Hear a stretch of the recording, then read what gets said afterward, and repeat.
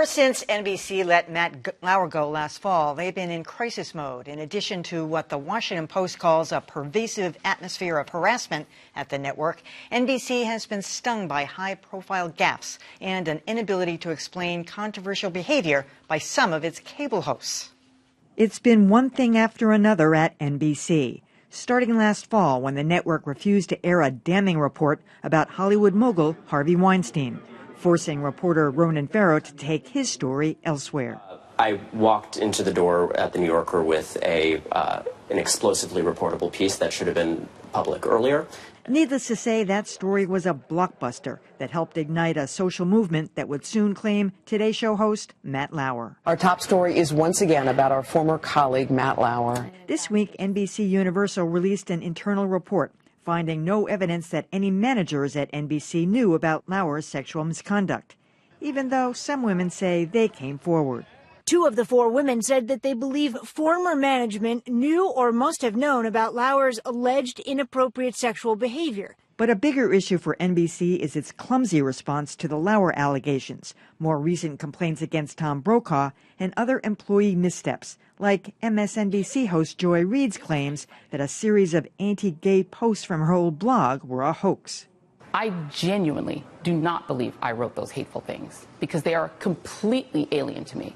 The network backed Reid, even though her claims that someone hacked her now-defunct blog stretch credulity.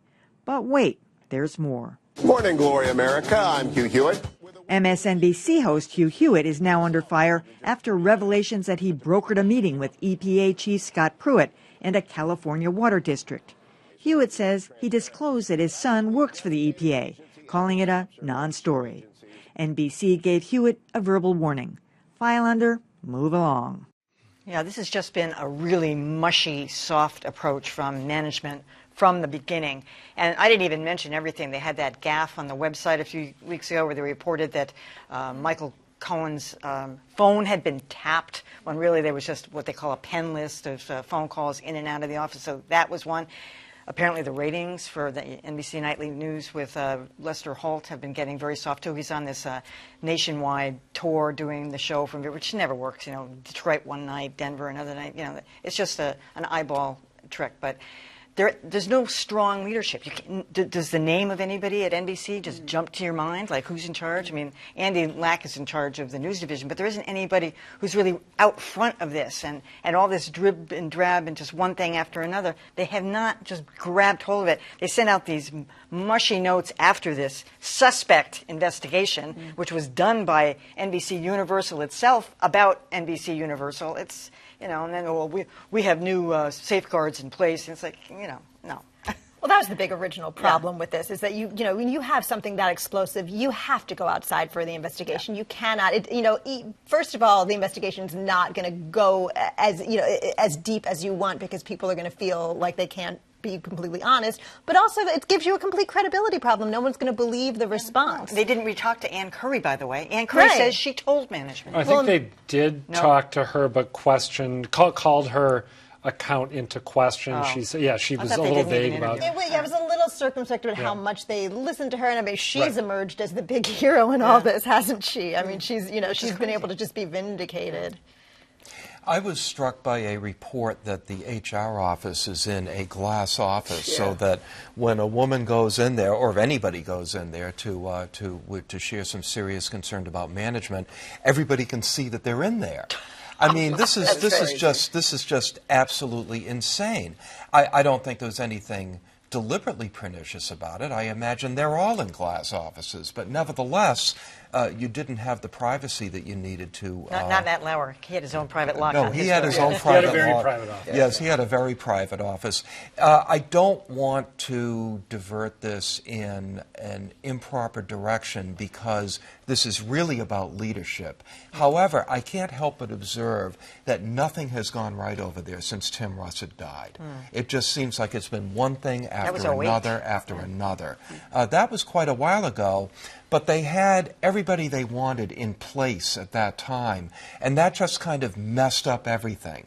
Now, I mean, the David Gregory thing didn't work. Not that there's any Brian Williams. Not that there's anything wrong with David Gregory compared to Brian Williams, but you know what I mean. Also, go ahead. But I'm just saying, there's a rebirth of Brian Williams on MSNBC. We should make note of.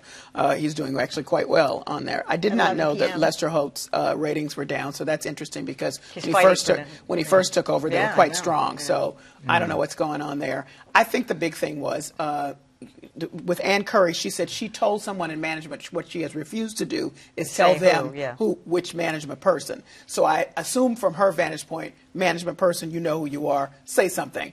And that person hasn't said anything, which underscores this whole report that somebody knew somewhere and did not. And of course they did, but you know. And one of the findings of the report was that people were afraid of reporting things to HR because they were concerned about retaliation. Of course. So why are they going to tell anyone anything for this report, right? The same dynamic's going to be played. They also brushed the Tom Brokaw thing away. They just kind of dismissed that. They batted it away, and then they got all those women to say he's a great guy. I'm sure he is a great guy. That doesn't matter. And can I just ask, what the hell is Hugh Hewitt thinking? I mean, for him, how do you not suspend him? And if you are in his shoes, how do you not, even if you don't think you did anything wrong, and he clearly did, you can't be a power broker. It doesn't matter if you've disclosed that you're friends with Scott Pruitt and that your son works for Scott Pruitt. You can't be a power broker on the side as you're hosting a program like that. But even if you think that's okay, and it's not, say that you think it's wrong. Well, because he has a radio show which he does all kinds of stuff. So he's now, so your point is bigger, back to leadership. He's now in a different frame, and no one in leadership said to him, now that you're over here, by the way, you can't do some things you're doing on your radio. We want you here for some of your commentary,